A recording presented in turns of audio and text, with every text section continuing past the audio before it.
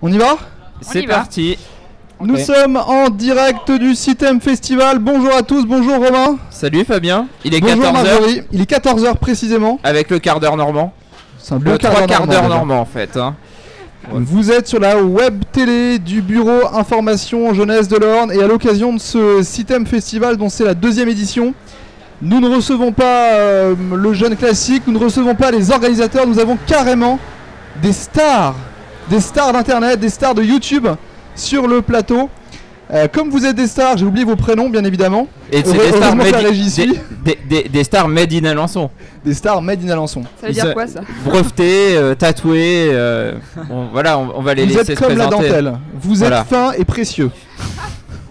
Et brodé. Bon, est-ce que vous pouvez vous présenter?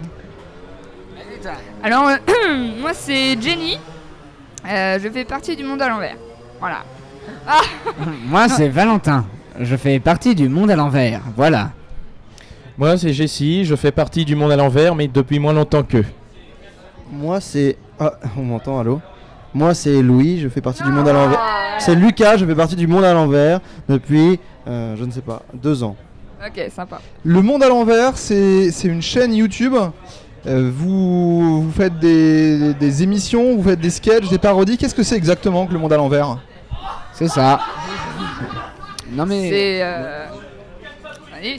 Non, en fait... Allez. Alors, en fait, j'ai posé la question un petit peu mieux. Ouais. Redonnez-moi juste vos prénoms parce que je suis très mauvais. Jenny. Valentin. Jenny, est-ce que tu peux nous présenter le monde à l'envers? Tout à fait. Le monde à l'envers, en fait, c'est notre monde qui a été renversé de 180 degrés, ce qui fait que toutes les personnes vivant sur cette planète sont parodiées à l'extrême. Et du coup, bah voilà, ça donne notre univers avec tous ces personnages plus fous les uns que les autres. Et donc, on réalise des parodies de films, d'émissions, de séries télé, de situations quotidiennes, de plein de choses comme ça. Alors, Jenny, si tu devais parodier Valentin, comment tu le ferais? Très très grand. Très très maigre. Un peu râleur. Je sais pas, je pense que... Je me casse. Ouais, dégage. Marrant, je sais pas. Je pense que je le ferais un peu féminin quand même, faut se l'avouer. Hein. Dragueur. Ah, sacré dragueur, le Régis. Si tu me regardes, chérie. Et du coup, Valentin, alors comment toi tu parodierais Jenny? Grosse bouffe. Râleuse comme moi. Après, je sais pas, ouais, marrante.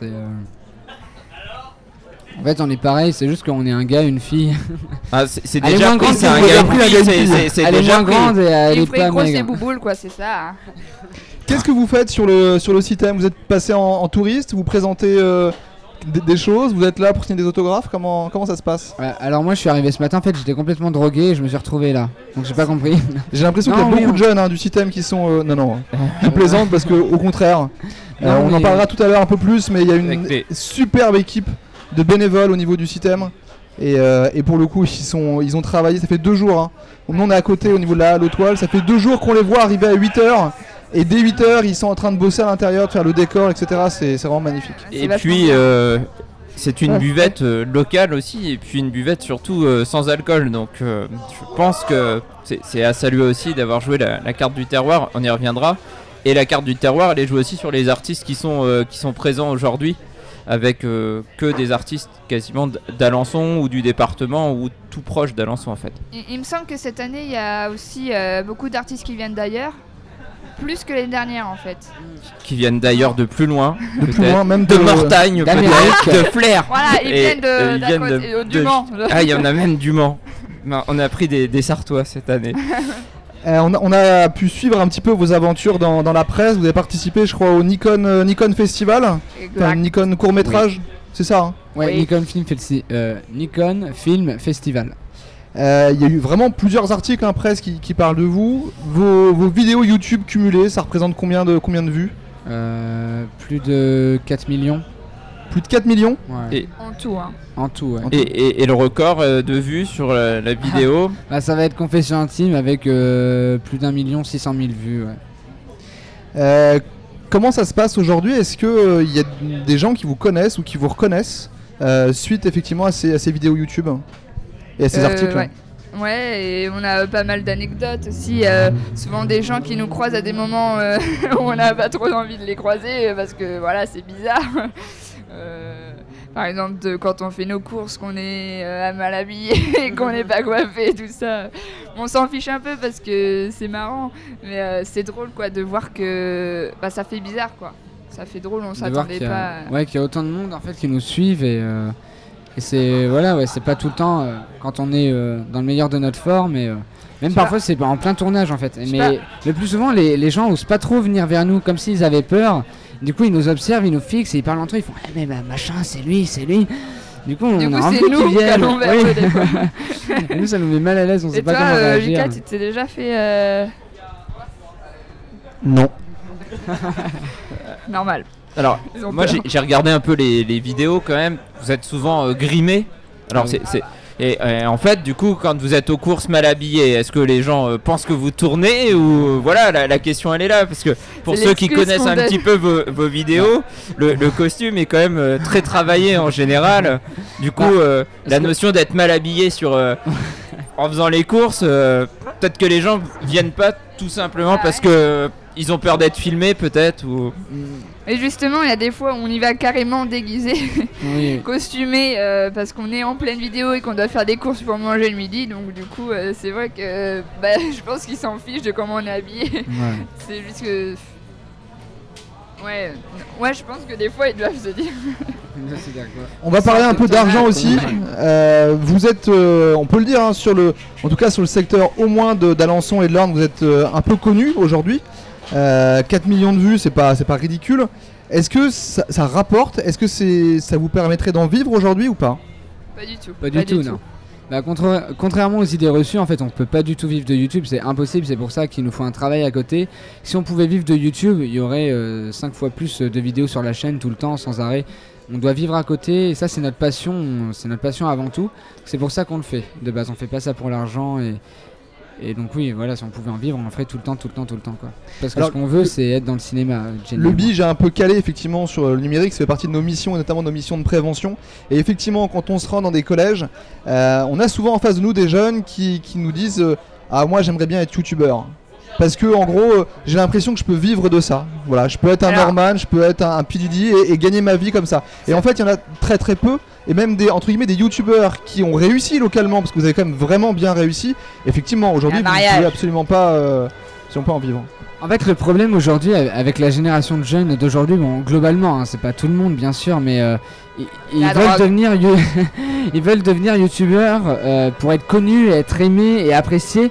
Et en fait, ils veulent pas ils veulent pas mettre en avant leur passion. C'est-à-dire que nous, c'est de jouer avant tout. On a commencé pour ça. On voulait faire plein de personnages et tout. On savait pas où ça allait nous mener. C'était vraiment une sorte de carte de visite pour montrer à des gens, tenez, regardez ce qu'on peut faire.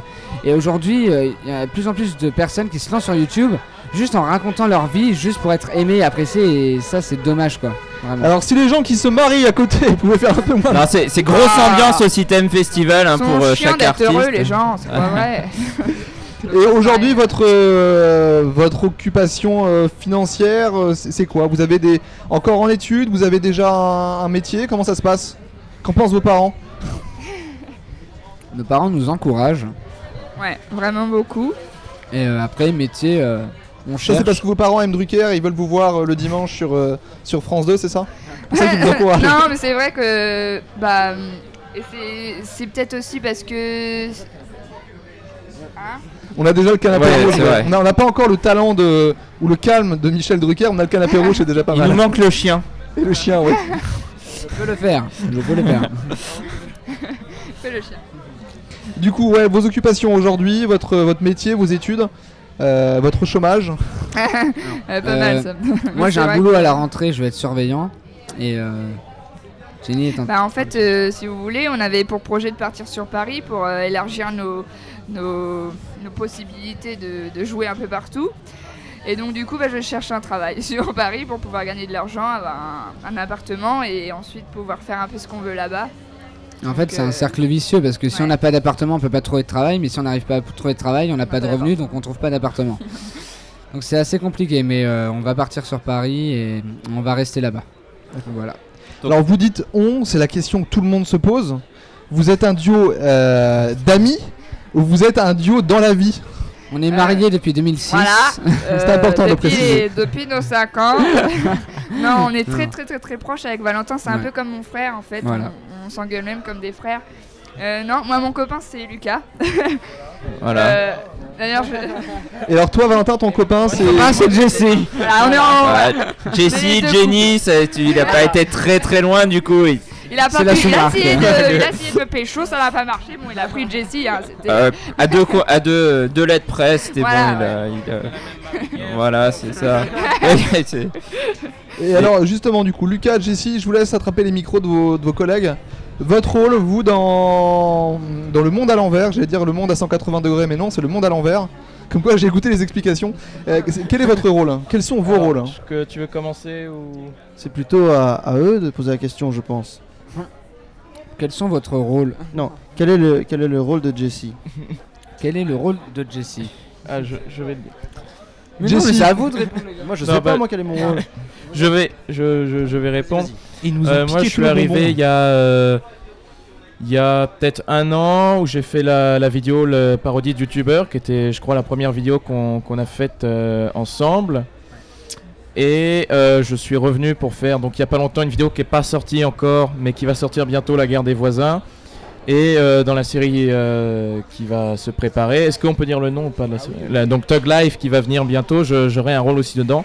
Donc moi, disons que mon importance dans le groupe, il est assez diminué. Disons que je suis un acteur, je suis un acteur, comédie française, Pierre Ninet, tout ça, Laurent Lafitte, non.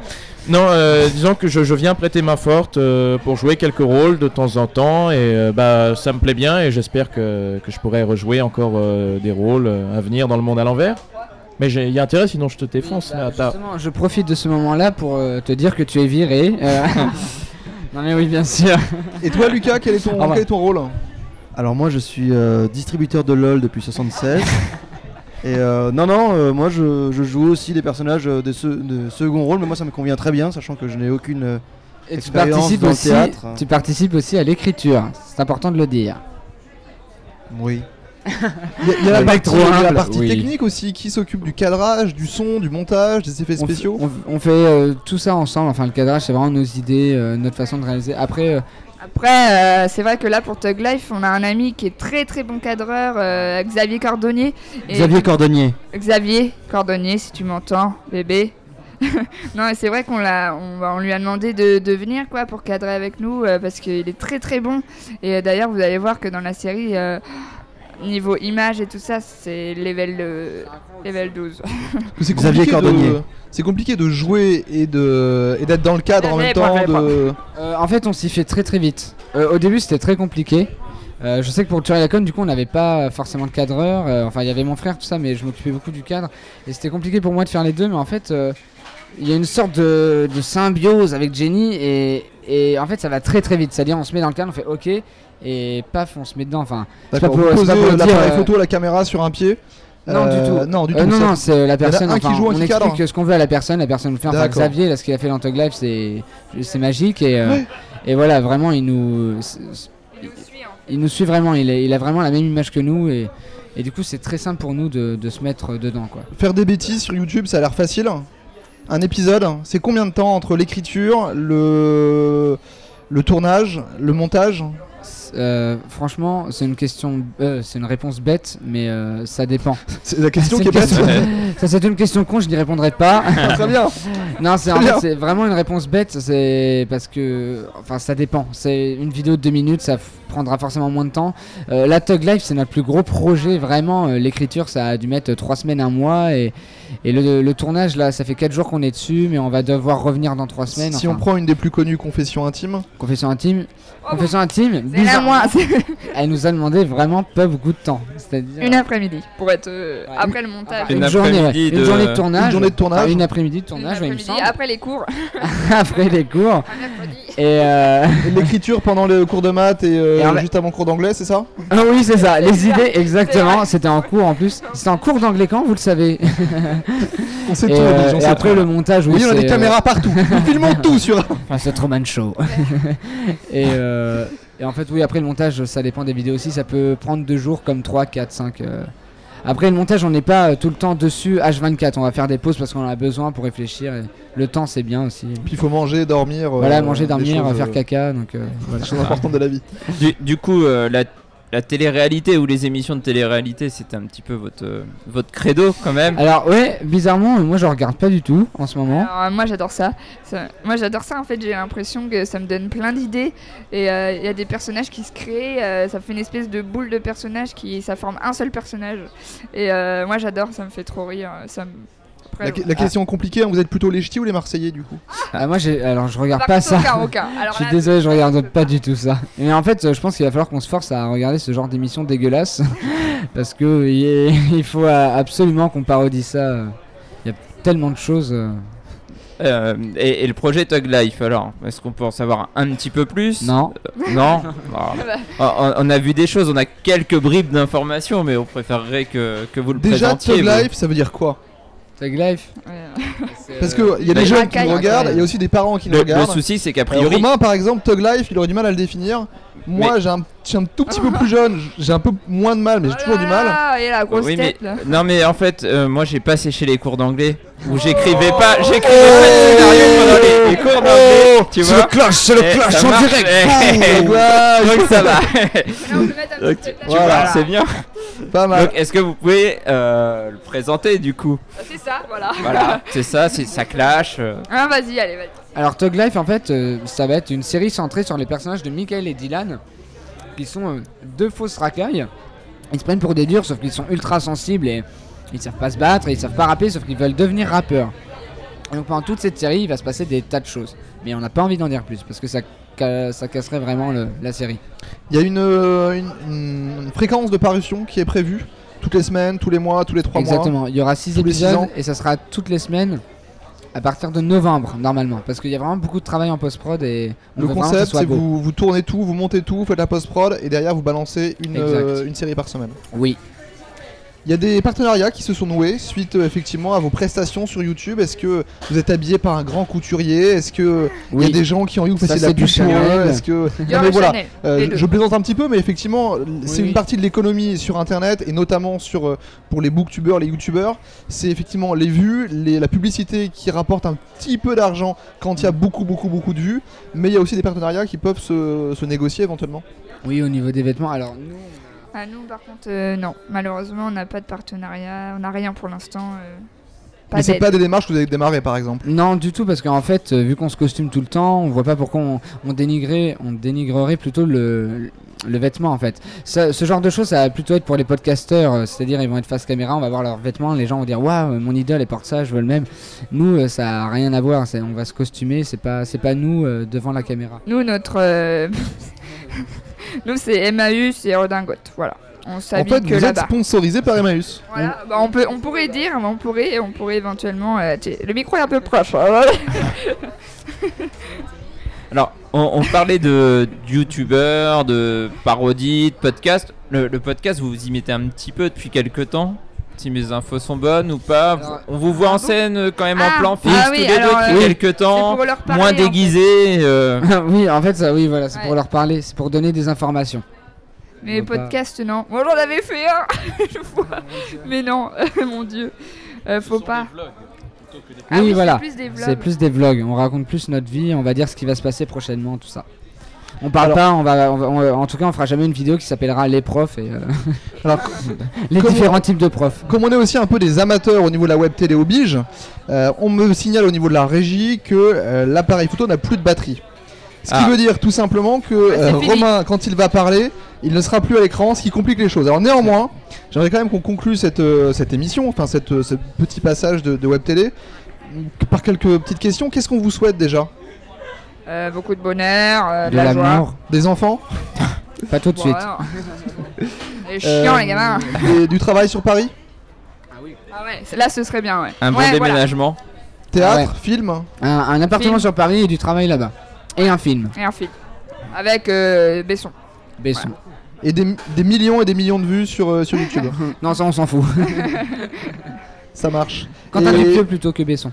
Un conseil que Ouais. vous donneriez à des petits jeunes voilà, qui ont envie de Vivez. démarrer? Vivez à fond votre vie, comme vous avez envie de la vivre. C'est des gens qui veulent démarrer sur YouTube. Voilà, des jeunes qui se disent moi je veux faire une chaîne YouTube, je veux Bah, voilà. en fait, ouais, Pourquoi, faut commencer comment, par se c'est dire quoi ton conseil pourquoi pas. Et puis après, on y va. Faut se lancer, faut faire ce qu'on aime et pas juste ça pour viser la gloire. Faut vraiment. Enfin, ça sert à rien de se prendre la tête avec ça. Faut juste Et toi? mettre son talent, enfin je sais pas, sa passion, la mettre en vidéo. Voilà. Enfin vraiment, faut pas faire ça. Faut pas avoir un but. Faut le faire pour la passion. C'est ça, il faut faire pour la passion et il faut être surtout honnête. Voilà. L'honnêteté. C'est ça qui c'est paie. tout. Regardez, ils sont honnêtes et ils ont un peu de succès, voilà. Et est-ce que vous êtes prêt à encadrer des jeunes éventuellement qui seraient prêts à se lancer? Vous n'êtes pas bien vieux, mais il y a peut-être Alors- des plus jeunes qui seraient. Vous pourriez coacher entre guillemets du fait de votre expérience. Écrire un livre, une autobiographie, tout ça. Nabila, oui. Bah, il y a un curieux personnage en fait, hein. Faut qu'on explique, on est en Ouais. direct. Il peut venir nous voir, Oui, nous viens. saluer. Viens, jeune ami du personnage système. Si tu arrives à voir. Alors voilà, les très écrans. bien, il faut Alors, juste moi, je venir n'ai ici. malheureusement sur plus de les batterie. Il genoux faut que tu de- viennes sur de le quelqu'un. canapé Place en la place. fait. Sur mes genoux c'est compliqué, mais C'est- ou juste derrière, voilà. C'est- Juste qu'on voit un petit peu à quoi ça ressemble le System Festival. Voilà. C'est plein de gentils bénévoles, ils sont tous habillés comme ça. Je pense qu'il y en a un ou deux qui sera asphyxié d'ici ce soir ou fondu. Mais c'est un super bel esprit. Vous avez invité des gens.